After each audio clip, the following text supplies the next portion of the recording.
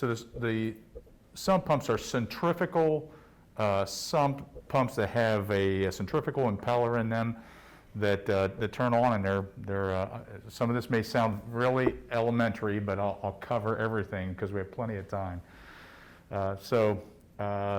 Sump pumps on and off with a float, just like if you have one in your basement or at your house. They pull the water in from below. You have a handout here that kind of shows the kind of sump pumps they are. They were sized to give you the kind of GPM and head that you need in that specific sump to evacuate the water out. These particular ones are built with an oil minder system, which are frequently used in elevator shafts because there's a chance that the equipment in an elevator will have leaking oil that could get into the sump, and they don't want that oil to be pumped into the storm sewer or into the sewage system. So the controller on an oil minder, it has three.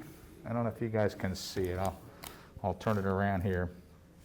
So it's got the controls that hang down in the sump with the sump pump. It's got a rod. It's got two rods that hang down that are conductive that sense the water level. I'll just do a drawing so you can see.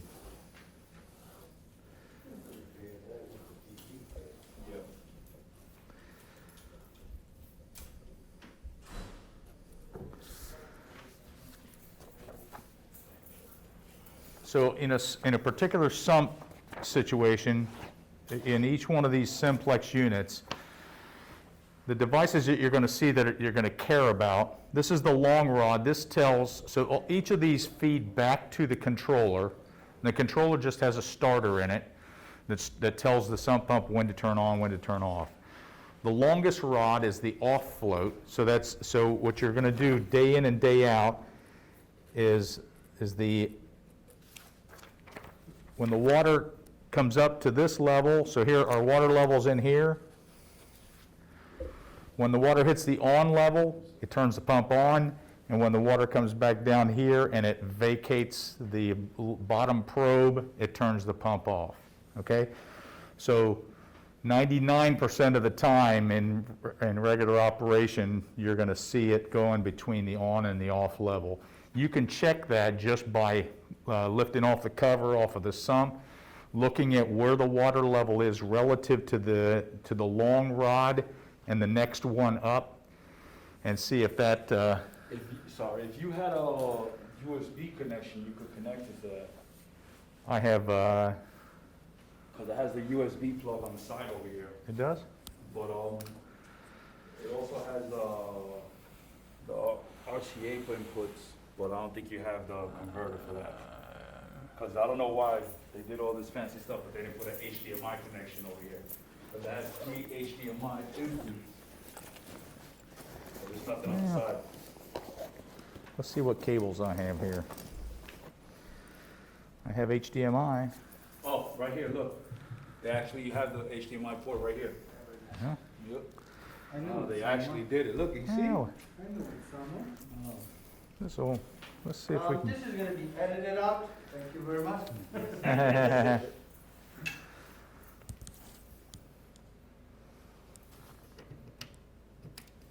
we just have to see which HDMI port it is.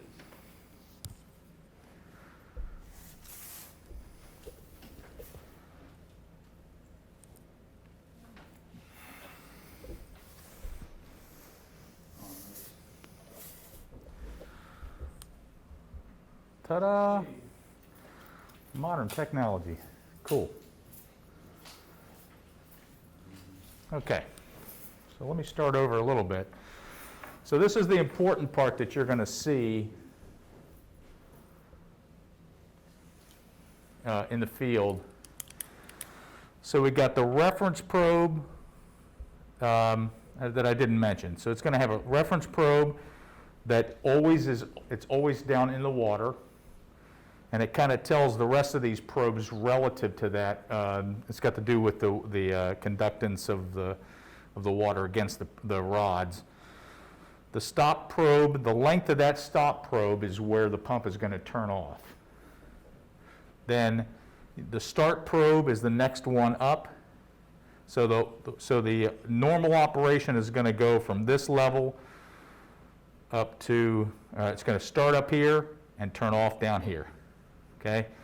Day in and day out from start to stop. The next one up is the high water probe. That's going to tell this, so if it hits that next probe up, that says that we have a high water alarm, which means that there's something wrong with the pump, or it might be stuck. You might have something stuck on the impeller, on the under part of it. And so that's the first thing to do, is if you've got a high water alarm, when you walk in there, you're going to see the water's up higher than it should be. And so the first thing I would check is see if you have power, see if you have something stuck on the bottom of the sump pump, because these are sump pumps. They're not sewage pumps. They're not designed to pass any large solids. They'll pass smaller stuff, but like a plastic bag or if any kind of plastic, bigger plastic item gets in there, that's going to create trouble. Okay? Question, Yep. how many of these do we have over here? They're all 5 of the same one? Yep. Same brand. Yep. So then, so the high water probe is the highest one that you're going to see. Then this switch that you're going to see in the sump pump, this is the oil switch. So what this does, it floats. So this is going to tell the controller that if this float comes up, it should never, even when you get up to a high water alarm, if you have no oil, so of course the oil is going to float on top of the water. And if there's an accumulation of oil sitting on top of the water, when the water level comes up, at some point, the water level is going to, remember these, I didn't tell you that, these probes here, they only sense water. They don't sense oil. So there's no conductance when oil is touching them. They ignore the oil completely. So what happens is, at some point, when the oil level gets deep enough laying on top of the water, when the water level comes up, it's going to be even higher than that. And some pumps might still be operating daily, turning on and off, with that oil staying on top. Because remember, the pump is down here at the bottom. It's pulling the water out, and it's also ignoring the oil because they don't mix. But at some point, when that oil level on top of the water gets deep enough, when this comes up to the high level, it's going to trip this float, and you're going to see a oil present on the front of the control panel. It's going to give you an alarm. So the 2 alarms you're going to get, one is a high water alarm, which says there's something wrong with the pump. The other one's a high oil, which means it probably means either that, and if you have both that come on at the same time, it could be that the water level and the oil it may not have any oil, but when the water level gets high enough, you're going to get both of those alarms, even if you don't have any oil. Okay?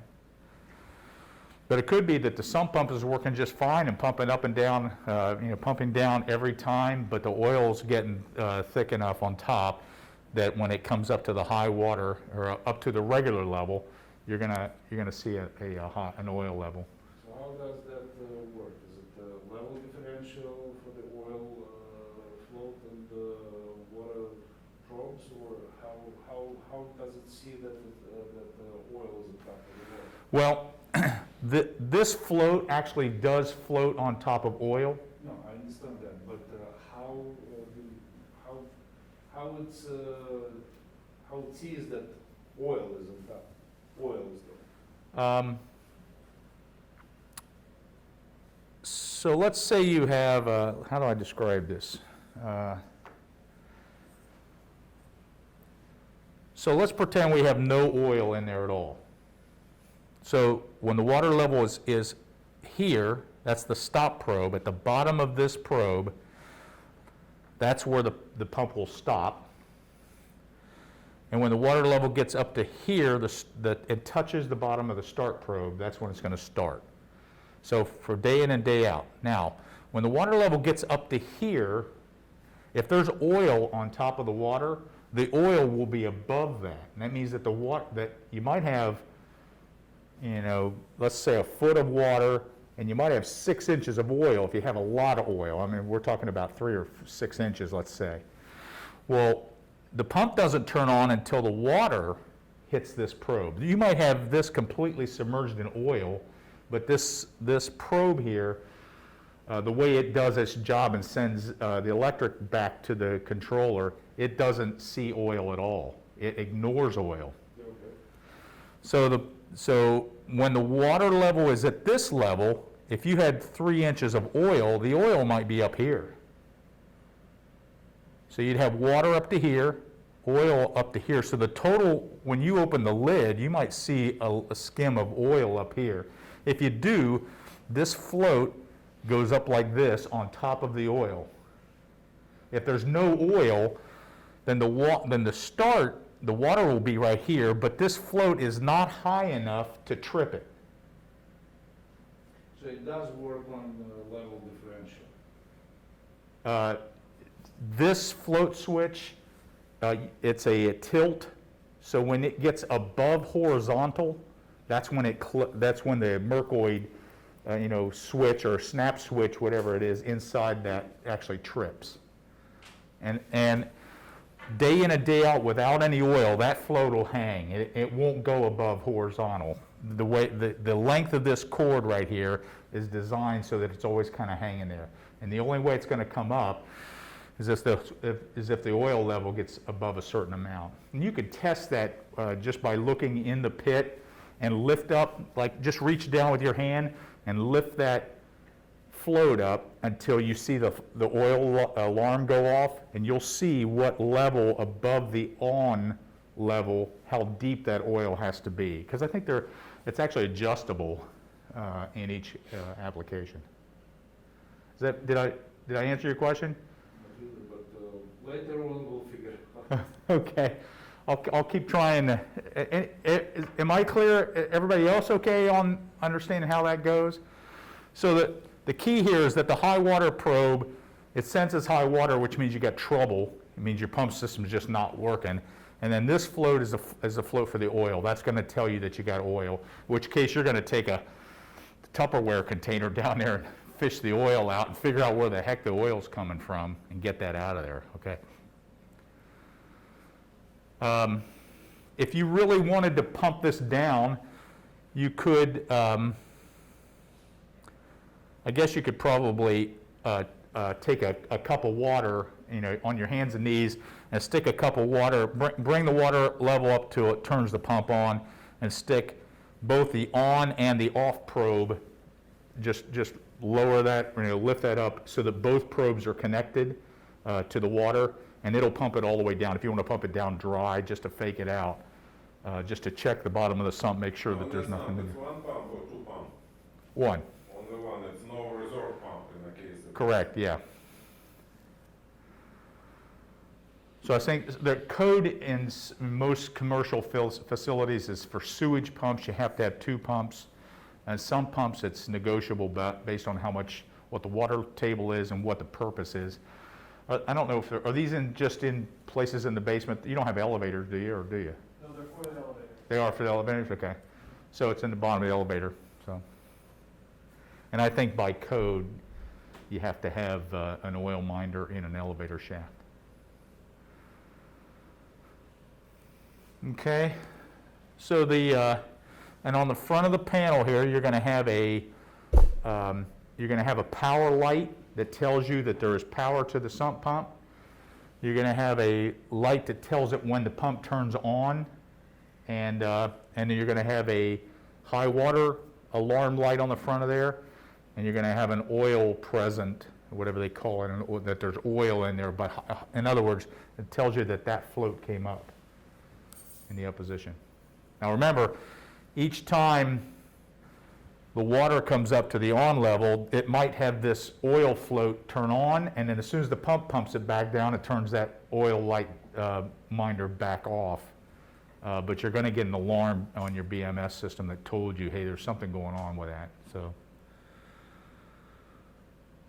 I think that's about all I got. So inside your panel, you're going to have, I think these are all 460 volt. So you're going to have a starter inside the panel. There's an electrical diagram inside the door of the panel that'll give you the electrical diagram. There are fuses in there and starters, as you would expect. This particular one,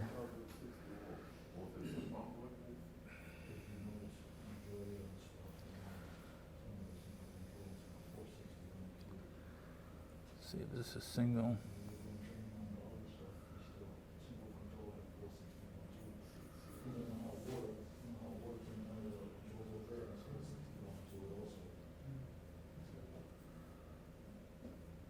So there's what your box looks like.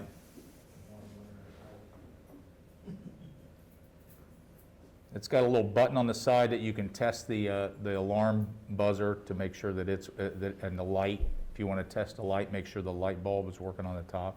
Any of the alarms that you get, high water or oil present, are going to light up that light. So when you walk in the room, if you get an alarm in your BMS, as soon as you walk in the room, you're going to see that light on, and you might even see a horn. I'm not sure if there's a horn on here or not, but. So this is the simplex panel. So there's the high water alarm light. There's the power on. That tells you the pump is running, and there's the high oil alarm. And then if you want to, it looks like it's got an HOA switch inside there. If you just want to run the pump by hand, you can, or turn it off. You can turn the HOA to the off position, and then it won't start at all while you're doing some other work there. Or you can put it in the hand position and pump it all the way down with the hand position on there.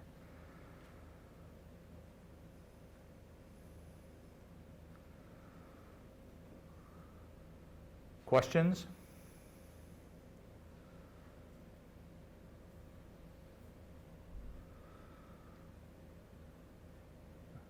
You're such a good class. I didn't have to tell anybody to keep their mask on or sit down. So, I heard one of you guys talking about kids in classrooms. So, pretty simple operation. Unless you have a high water or a sump pump failure, you may want to check if you have a bad lightning storm. These are sometimes susceptible to get fried or zapped if you have a bad lightning strike. Of course, you don't want to get in here at all if it's 460 volts. So if you're going to get in here and do any kind of work at all, make sure you lock it out and tag it out.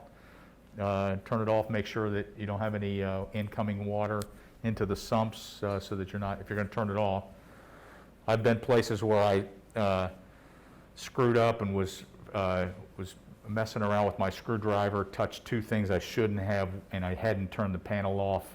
It was a 230 volt single phase panel, but it blew one of those fuses out. So it was in a restaurant, and it had a lot of stuff coming into it in the basement, so I had to quickly pull wires and run it around the starter and to keep the place from flooding out. So just be careful that you power the thing down. So I'm going to assume you have a disconnect switch perhaps someplace in that area for this. That's about it. Any other questions?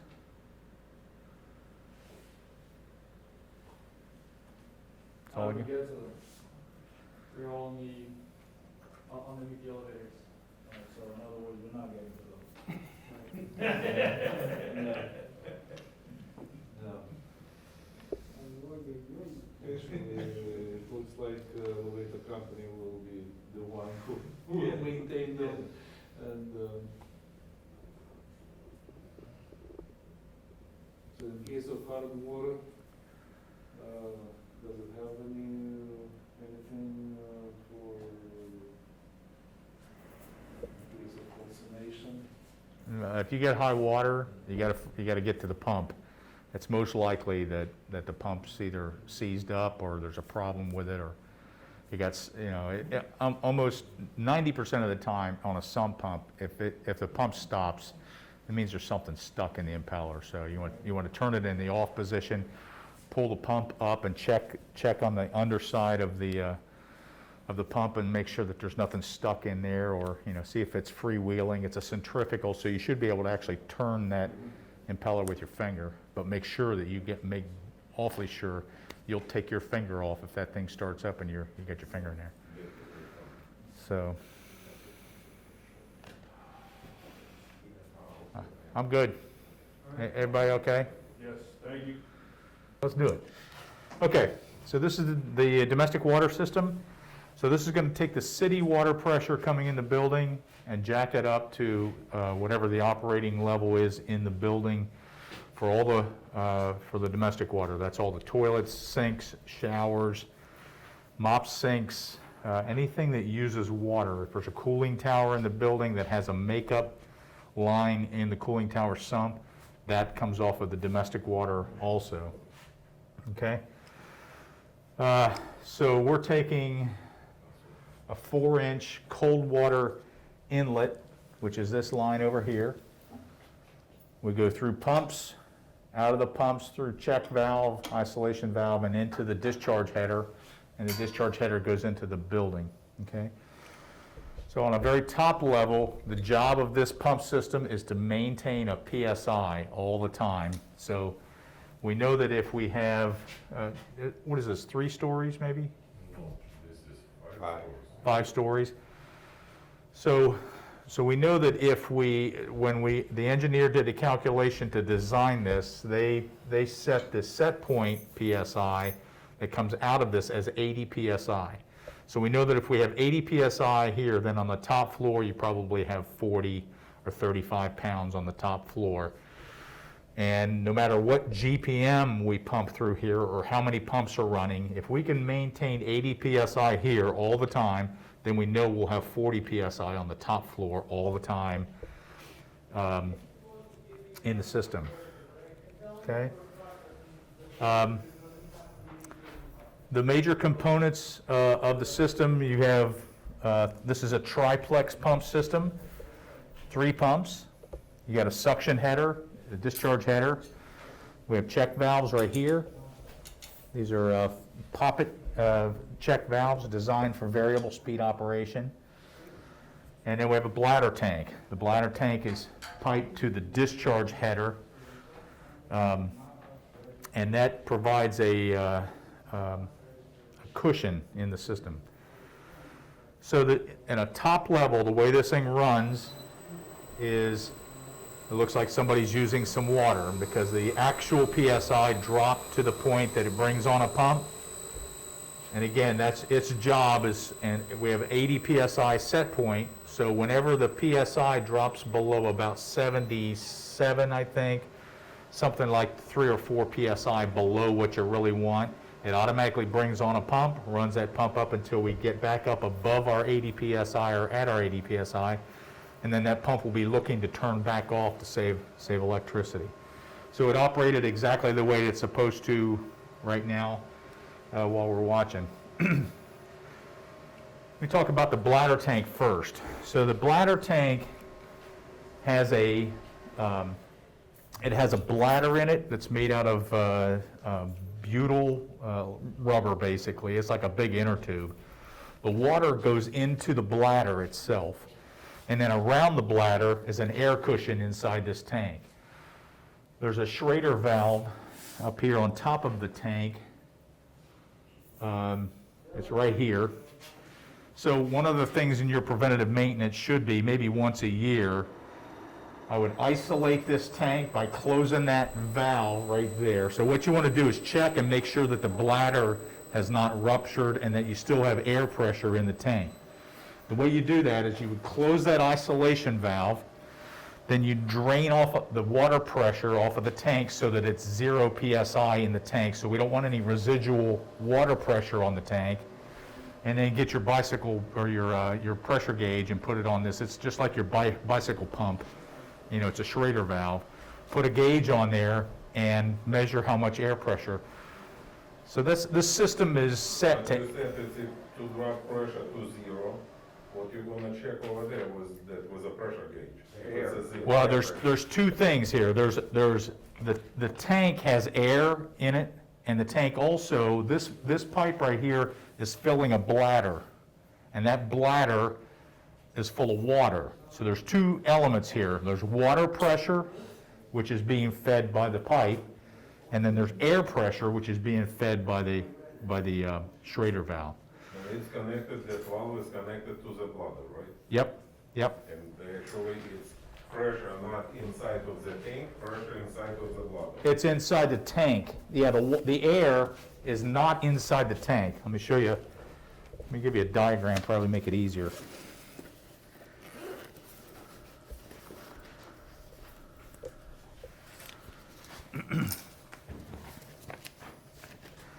Like the ones we had in the boiler room, Alex.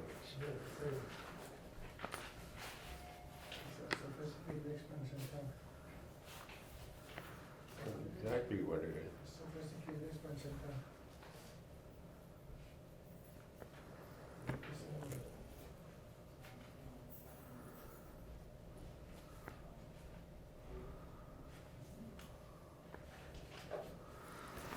So in a bladder tank, you have the water connection here that's bringing water in, but the water only fills up the bladder.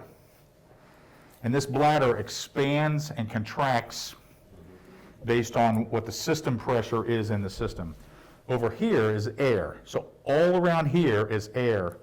So typically, this is going to be at 80 psi. And we typically charge this up to 75 pounds, which would be 5 psi below what your set point pressure is. Okay? So this bladder expands and contracts, and it's got to do with Boyle's law, which is, if you've had physics, they talk about it's the volume of air and the displacement of what, I won't go into details because I don't remember them, to be honest with you. But Boyle's law is what this is like a shock absorber in many cases. This air around here is very helpful for smoothing out the operation of the system. Like if you had a well pump in your house, and if any of you have had a well pump that has a little bladder tank in the basement next to a well, when your well turns on, usually a well pump, it turns the well pump on when your PSI in the house gets down to 40. The well pump turns on and it charges your house back up to 60 pounds and then turns off. Well, there's a little bladder tank, and that little bit of air in that bladder tank, so let's say you charge your house up to 60 PSI, and you walk over to your sink and you open the sink. All right, water starts coming out, you see that 60 goes 60, 59, 58, 50, da, da, da, da, da. And it might take, with one sink on, it might take a minute for that to go from 60 pounds down to 40 pounds, and then the sump pump, or your well pump to turn on. Well, if you took that bladder tank out of there and that air cushion, when the well pump turns on at 40 and charges it back up to 60, it will do it real quick. It will go 40, bang, up to 60. And as soon as you open that sink, it goes from 60, bang, to 40. And what happens is your well pump turns on and off and on and off because there's no air gap in there to smooth that operation. And that's what this thing does. There's just bigger or smaller bladder tanks that serve that function, and the reason is you can compress air, but you cannot compress water. So the compression is the beautiful attribute of the air in this tank that smooths this whole thing out. Because what's going to happen is, when this building is rocking and rolling, at lunchtime there might be tons of people flushing urinals, sinks, taking showers, doing all kinds of stuff. And then all of a sudden, or you might have let's say there's a cooling tower makeup valve. It's a 2-inch. And if you think about a solenoid valve, a 2-inch solenoid valve with 50 PSI behind it, as soon as you open that valve, well, the system pressure drops like a rock because all of a sudden we're going 2-inch, 50 PSI. That's a lot of water instantaneously, just like that. And then as soon as that solenoid valve closes like that, you get a spike in the system because these pumps are rocking and, they're like, we got a lot of water going on. And as soon as you close that solenoid valve, if you don't slow these down quickly, you get a spike, which will blow urinals off the wall and bad things, So that's what this is doing. It's dampening out. So what would happen is when that solenoid valve closes, this bladder, it's gonna go, that's gonna take that excess water until the drives can slow down. Because they're pretty fast, but they're not that fast. So that's a bladder tank. Now, the key here that you wanna check, and I remember we did this at Penn State Beaver Stadium. We have the pumping systems in the stadium. And they had 3 big 500-gallon bladder tanks there for the stadium. But in order to check to make sure that you have 75 PSI here, if you don't close this valve that's up on the wall and isolate this valve over here, and then drain the residual water off, remember the air's separate, and this line right here is going to the water level. I'm sorry, this is, no it's not, I'm sorry. You have to close that, and you would have to probably take this gauge off to relieve the water pressure out of here, then check the air pressure on the tank, because otherwise you may not have any air in here at all. And the reason I mentioned Penn State was that they had one of their bladder tanks that they kept checking, and it said, oh, it's got 150 pounds, 150 pounds. Well, they weren't checking it correctly when in actuality one of the bladders had completely ruptured, and the entire tank was full of water, and they weren't getting any of that, air effect out of it. So you got to make sure you relieve the residual water pressure off of that, then check the air pressure, and then put it back online, okay? And you can pump that up with a bicycle pump you want, or an air compressor, or whatever you like, okay? So that is connected to the discharge line for the whole building. Okay, so let me go to the pumps. So these are centrifugal, peerless centrifugal single stage end suction pumps. It's the same kind of impeller that are in the sump pumps that we just talked about. So the pumps will turn on and off to maintain the system pressure.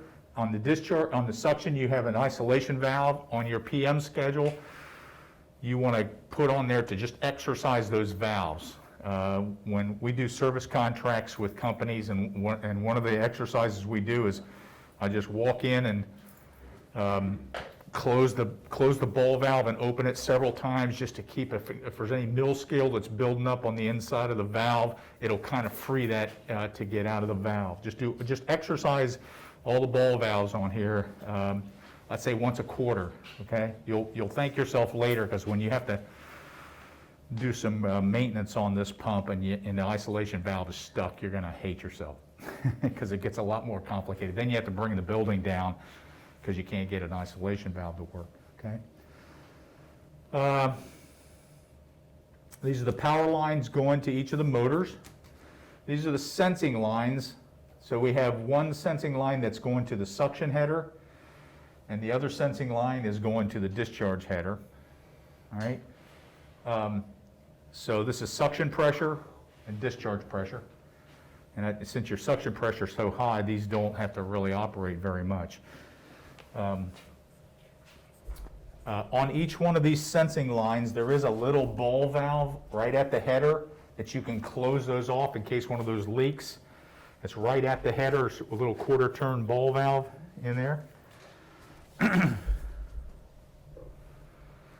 Okay, so let's get into the controller part. I'll give you a tour here.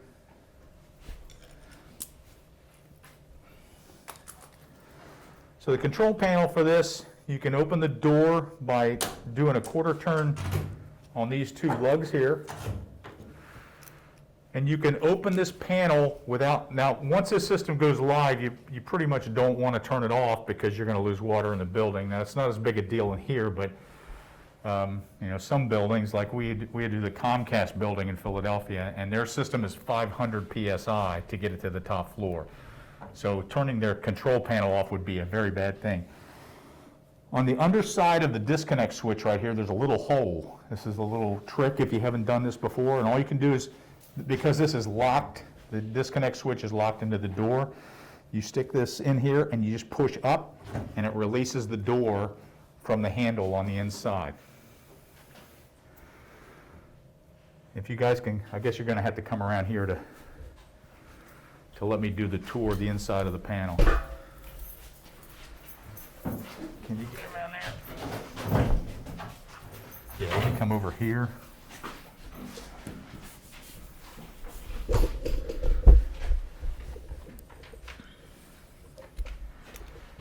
We're going to give you a link to our YouTube channel, and this entire tour is going to be on that in case you need to want to bone up on this again, because if you don't do this on a regular basis, you forget what's what, and it's a nice tour. So our main power comes in through the disconnect switch. This is your main power feed coming in here. Then it goes through a splitter that splits it out to the 3 drives. Here's the circuit breakers for each of the drives. So if you want to turn a drive off, if there's a drive fault that you want to turn a particular drive off, or it's smoking or flames coming out, you're just going to turn off the circuit breaker for that particular drive. These are 3 variable speed drives. In this case, they are 15 horsepower. Here's the UL file if you ever need that. And I'll start, so this is on the power side. This is all high voltage, high voltage, high voltage. These are high voltage. And then we feed over to here. There's a circuit breaker for the control circuit. These are all the devices that we use to control the system. These go to 24 volt DC. So this is low voltage stuff up here, high voltage stuff down here. So there's a circuit breaker for the control circuit here. This is a power supply that changes the voltage from 460 volt down to 24 volt DC. And this is the PLC, this device across here. These are the main components here are Allen Bradley. This is a communications module, which is a Red Lion unit. This is where we put outputs to your building management system. So that's just got a Cat5 cable that's attached to it that goes to your building management system. All the alarms, and depending on what they have set up in your BMS system, it'll take all the parameters out of this control panel, like what pump is running, how fast is it running, what's the amp draw, and if you have any alarms, and the PSI from the output PSI with the system PSI, all that data is all completely in there. This is an Ethernet switch. Everything that we do here is all connected with Ethernet cables. So we connect the touch screen, the drives, the PLC, all get connected into the Ethernet port, and then it all goes to the PLC via those cables. These are terminal blocks here. And then down along the bottom, this is a low suction switch. So this is the sensing line that is underneath here that goes to the suction header. And this is a little switch that's set to about 7 psi. So if your suction pressure, if somebody shut a valve out in the street and you lost suction pressure and it dropped below 7 psi, this is going to send a signal to the PLC and say, hey, something's wrong, and it just turns off all the pumps and on a low suction, and it waits until that gets fixed. And once the PSI comes back up above pretty low PSI, then it'll automatically come back up and pressurize the building. But it keeps you from running pumps dry or sucking rocks into the pumps. Okay, so that's the low suction switch. These are the power cables that go down to the motors. This is your horn for any kind of alarms. And then this is an important thing. This is our pressure transducer. This little guy here is what's sensing the pressure in the discharge header and changing that PSI to a 4 to 20 milliamp signal, and then sending a signal up to the PLC and saying, hey, here's what your actual header pressure is right now. So this guy, you want to buy a spare transducer for this, and if anybody wants to get the price for this, send me a note, and I'll say they're around $200. And what I recommend you do is just buy one in a box and set it right here, because when that transducer goes bad, you'll have one right there, and all you do is, there's a procedure, and the YouTube channel will tell you how to do that. You're going to put a pump in hand, or in your case, you have such high suction pressure, you could change that out and nobody would even know it in the building. You just disconnect it here, you unscrew this from this fitting down here. Put Teflon tape on the new one, screw it, I'm sorry, before, back up. Make sure you isolate it on that little valve on the discharge header. There's that little quarter turn ball valve there to get the pressure off. Then you relieve the pressure back here, and then you can go ahead and screw that out. Put the new one in, screw it in until it's tight. Screw this cable. This is a Packard style cable, so it just unscrews just by finger tight in there. Pretty easy to put in and out, and then you're back in operation. Again, there's a short video specifically for here's how to replace a transducer in your control panel. If you're like me, whenever my son and I are going to replace the brakes on his car, and he's got a Subaru, we just look up a YouTube video for how to replace the brakes, and it kind of reminds us how to deal with the calipers. Exactly. So that's the transducer, replacing the transducer. And again, if you have one sitting in a box there, then you can it takes you less than 5 minutes to replace one on your own. And we can kind of coach you through that. You will see the front of the drives here will light up whichever drive turns on. You'll see what hertz it's running at, and that's going to be from 0 to 60 hertz automatically.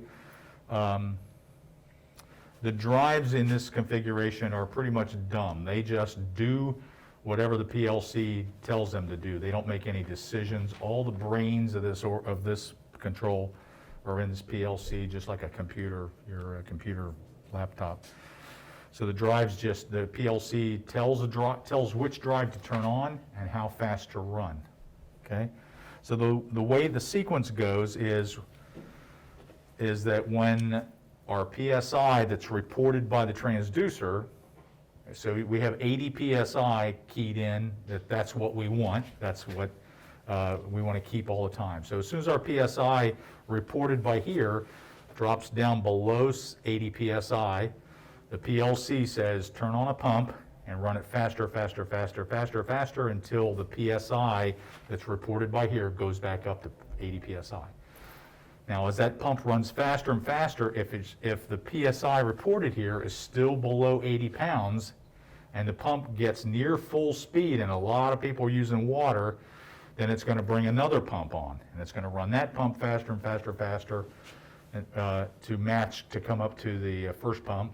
And if they're still below, it'll bring on the third pump.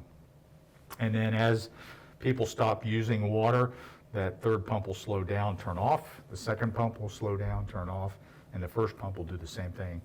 At night, while like right now, no one's using any water, it'll turn off, and it may stay off for days or weeks, depending on what your need is for water. Okay, any questions there? These are your two filters for the control panel here. There's one here and there's one up here. You want to put that on your PM schedule also, maybe every 6 months. This is a pretty clean room, and it's pretty, it's not too cold and not too hot. So what you want to do on the filters here, let me see if I can get to this one. You want to clean these filters once in a while.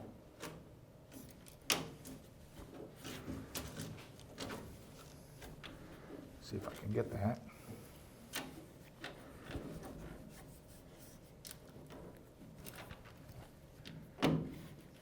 You might have to edit this out. Me struggling with this. Let's see how it goes. There you go.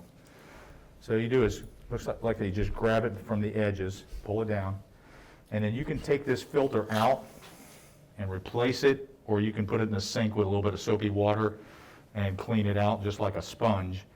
Make sure you get it good and dry before you try to put it back in here, because you don't want this sucking in any water at all, okay? And some of the dirty mechanical rooms, man, these things really do get dirty. Put it back in there like that, and then you just close it back up and close it. So you just want to check those. Some of the panels that we have an actual fan that pulls air in and blows it out. This one in particular, because of the size of the drives, We didn't need a fan in this one, and the air actually comes through automatically with the heat generated in here. Okay, so there's another one up here that does the same thing.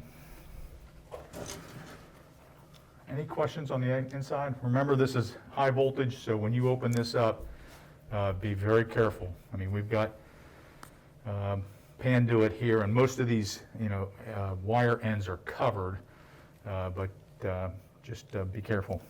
If you need any instructions, the instruction manual that's got it's got your electrical diagram. The wiring diagram is in here. It's got some information about the touch screens. Okay. Next thing I'm going to go through is the front of the touch screens. When you close the door, it will automatically relatch onto that rod. And then you can close these again.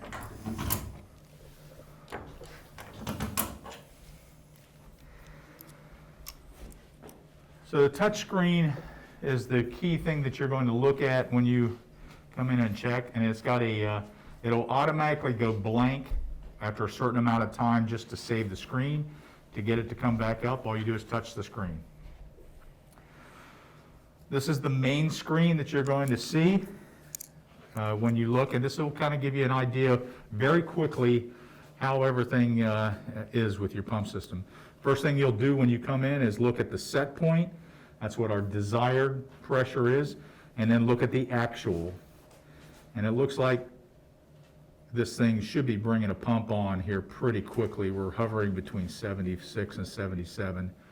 And I don't know what the window is for this particular system, but once the actual pressure, so this is the actual pressure that is reported by that transducer down in the bottom right. Okay, so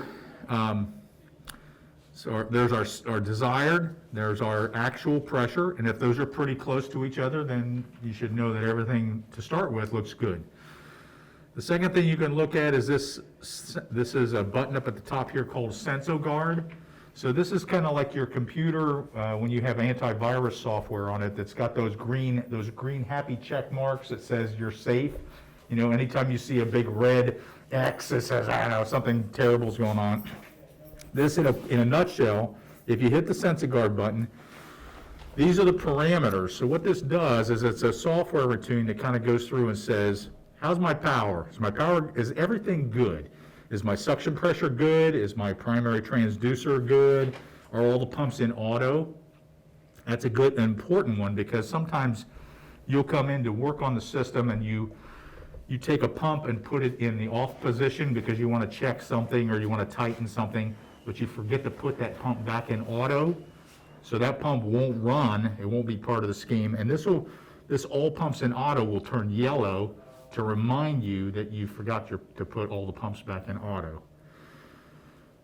Pipe burst is a feature that we have on here that says, we know that based on this building size, you should never have all 3 pumps running full speed more than 5 minutes. That means that you have a big pipe that broke in the building, because what's going to happen is if it's 80 psi and you got a 4-inch pipe somewhere in this building shooting water out in the parking lot or into the kitchen floor, you don't want this pump. You don't want to run 3 pumps all night long. You'll really cause a lot more damage. So it's a feature that says if all 3 pumps are running full speed for a certain number of minutes, it says there's something wrong here. There's no way we should be pumping this much water, and it shuts the whole thing down. It'll perhaps save you a lot of damage in the building.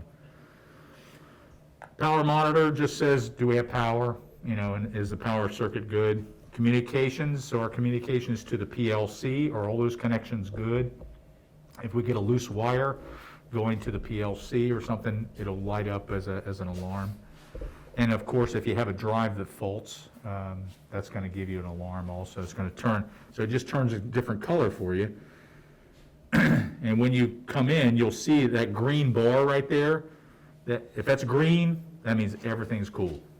If it's yellow, that means there's an issue with one of those. It could be a deal breaker, and it could be a small thing like, leaving a pump in the off position. So these are our 3 pumps. It shows you what position they're in. So right now, pump number 3, that pump right there, is in the lead position. Next time the system calls for a pump to turn on, that's the pump that's going to start, is number 3. Each time all the pumps turn off, it alternates. So it'll go, if it starts 1, 2, if it's lead, lag 1, lag 2, then as soon as if that lead pump turned on and then turns back off, it'll alternate. Then it'll go lead, lag 1, lag 2. And it'll keep rotating. We want to keep all the pumps running about the certain number of or same amount of man hours. Right here tells you that all 3 pumps are in auto. So there you go, pump number 3 turned on. Ta-da, we kind of knew that, because it was the lead. It tells you what hertz it's running at, and you can see that the PSI came back up, recharged it up. It only took a second because it's a very small amount of PSI. Some of these systems that we build, it's when the pump turns on, it's got to run for an hour or 2 hours, or it may run all day depending on how much water is being used. So it'll charge it back up, and then it's always looking to slow back down. And it doesn't matter. This is not like a starter that you care about how many starts per hour. Variable speed drives don't care about how many times they turn on per hour. They can do an infinite number of times, on, off, run faster, run slower, all day long, and there's no degradation. It's not like a starter that's got these contactors that are wearing each time they turn on. Drives are built to run all the time, okay? Now, over here on the upper left, this little button right here, that's what we call the oh shit button. That's if you've got a major thing like water spraying someplace or sparks or something, so this is the push the mushroom button, and it's going to ask you, are you sure you want to do this? Because this is going to shut the whole system down immediately as soon as you say yes, because we didn't want you to have to come in here and, well, you got water hitting you in the head, oh, I got to turn off pump 1, and then I got to find the button, let's go turn off pump 2, and it just takes too long. This is the very quick turn everything off until we can get everything under control. All right, if you want to look at the pumps, you hit the pumps button. This is going to pull up the HOA switches for the 3 pumps. Okay, so pump 1, pump 2, and pump 3. If you had a 4-pump system, there would be another pump that would show up here. It shows you how many hours each pump has run since it was started up, and they're all pretty close to each other, within an hour or so. The the hand off and auto is just like an HOA mechanical kind of switch, it's just that it's on a touch screen. So right now, it says that this is pump number 2 is now the lead pump. Pump number 3 is the first lag pump. If 2 pumps were going to run at the same time, this is the next one that's going to come on. And then lag 2 is if all 3 pumps would come on, that's the third one to come on. It tells you whether there's any kind of fault codes with them. Once the pump turns on, you're going to see the amp draw show up on the front in case you want to know how many amps it's pulling while it's running. Okay, so pump number 2 is turning on. It's pulling, it's running at 25 hertz and it's pulling 5.5 amps. And it tells you that the drive is running. So if you want to know what pump is running, you can hear it, but which one is it? It'll kind of tell you everything that's going on. Now, if you would like to run a pump by hand, you're going to take your, let's see if the pen will do it. So it's in the auto position. If I want to turn that pump off, I hit, it's now in the off position, and now this gives us a warning that says, hey, your pumps are not all in auto. We go, okay, yeah, blah, blah, blah, go away. I know I did it. So now the pump 1 is in auto, is in the off position. If you put a pump in the off position, the logic for the software ignores that pump. And so now we have, this is the lead pump and that's the lag, and it's going to ignore that pump, and it'll keep one of these 2 pumps that are left will be the lead pump and the other one will be the lag, until you put it back in the auto, and then it brings that pump back into the scheme. So the other thing we can do is if you want to run a pump by hand, if you see there's a little hertz here that says 55 hertz there. So what you can do is run this, so if I hit the hand button, that pump is going to run, it's going to go right up to 55 hertz. So in this case, see if I can change that.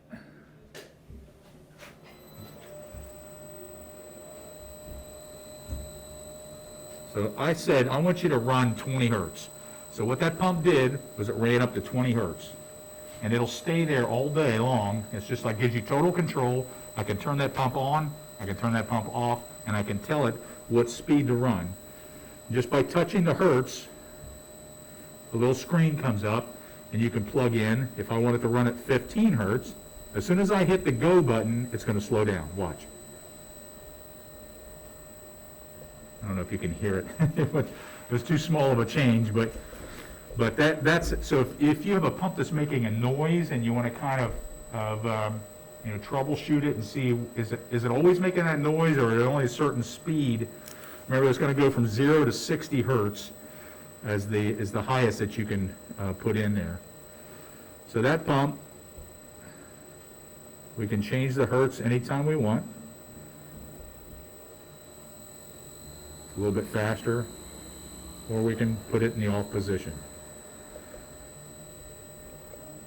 It told me that the drive is running, but now it's off. And now we can put it back in the auto position. Okay, and feel free to, if you want to get more comfortable with the system, come in here and change pumps from the auto to off, just so you're used to knowing how to do that. So in case you do come upon a time that you really need to be able to come in and do any work. Okay, so now we have the lead, lag 1 and lag 2.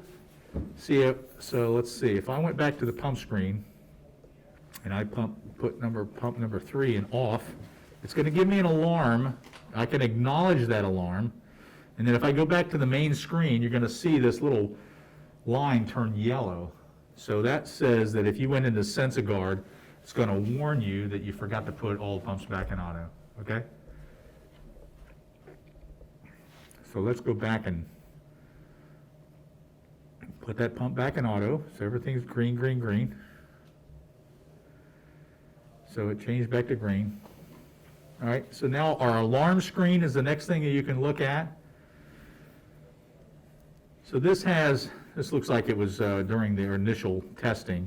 If you have any alarms, first of all, if you have an alarm that shows up when you walk in here and the horn's going off, there's a little screen right on the front that allows you to acknowledge it. It'll turn that horn off immediately.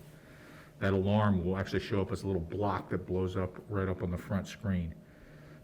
When you acknowledge it, it doesn't mean it fixed it. You still may have the error, but you have to acknowledge. And some of the alarms, you have to actually acknowledge the alarm in order for that, like a drive fault. You have to acknowledge that alarm and clear it before that drive. If something, a power spike or something like that may have affected the drive, you have to acknowledge it and bring that alarm drive back online. So you can silence any alarm that's making the horn here on this screen. You can acknowledge all of the alarms that are on the screen. So this screen shows you what the alarm is, was it acknowledged, what time did it happen, and what date did it happen. So you can scroll down, up or down. I don't know whether, yeah, so that's, so there's September 1st, is that today? Today. No pumps in auto warning. That's just a warning that says, hey, you forgot to put the pumps in auto. So you can check this screen anytime you want to, just by hitting the alarm screen.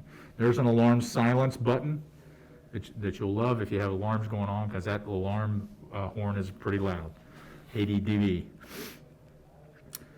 Anytime a pump turns on, you're going to see the pipe turns blue, and it shows you that the water's going through that particular pump. Okay? If you hit the menu button, there's several things here on the front main screen.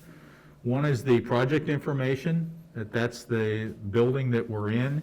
That little number there, that project number, if you need parts or you have an issue or you want to talk to us about something, you can call us and we're going to ask you, give me that number, because I can pull up the file for that, I can pull up the bill of materials, I can tell you when it was made, who built it, everything about that system, every part in there, we can help you with and help you guide you through.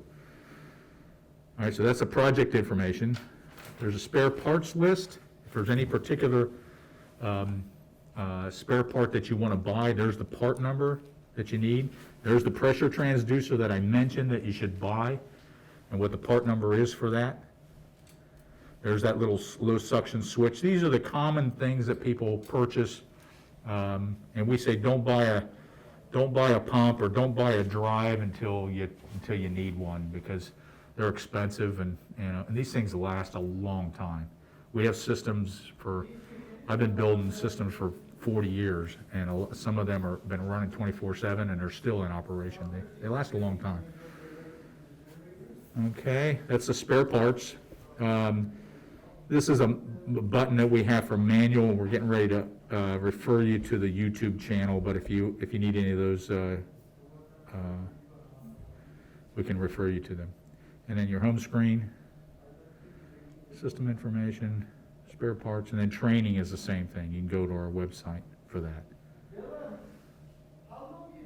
That's the screen. Now, the other thing you can do when you're up here, it won't hurt anything, is if you want to rotate the pumps by yourself by hand, all you do is hit this button up here. It says rotate lead lag. So right now it says that pump number 1 is the lead, lag 1 and lag 2. And I say, I want pump number 2 to be my lead pump. So all you do is hit this button and it switches it. Well, it switched it to number 3. So I can hit, if I want number 2 to be my lead, I hit it twice. And now number 2 is the lead. And you can do that even when a pump is running, or if 2 pumps are running, it'll automatically, if the lead pump is running and you hit that button, it's going to bring the lag pump up and bring the lead pump down and just keep rocking and rolling. Reassign them, Okay. I think that's pretty much everything on the touch screen. Any questions here on that? I will say, if you want to change the set point, you touch the set point and the screen's going to come up. If you want to change, it looks like it's 80 right now, like we could change it to 85. And as soon as I hit this button, it changes it immediately, and then the system says, I'm supposed to maintain 85, and you may see a pump turn on. Oh, no, we're actually at 84 right now, so it doesn't need to turn on yet, but it's automatically changed. We allow you to change that PSI, 10 PSI above the 80. Anything above 90 for you guys, it's going to ignore you. And you have to call us and talk to me about why do you want to change this to more than 90 pounds? Because we might save you from hurting yourself or blowing something up. We'll show you how to do it more than 10 PSI if you really need to. But we want you to call us first.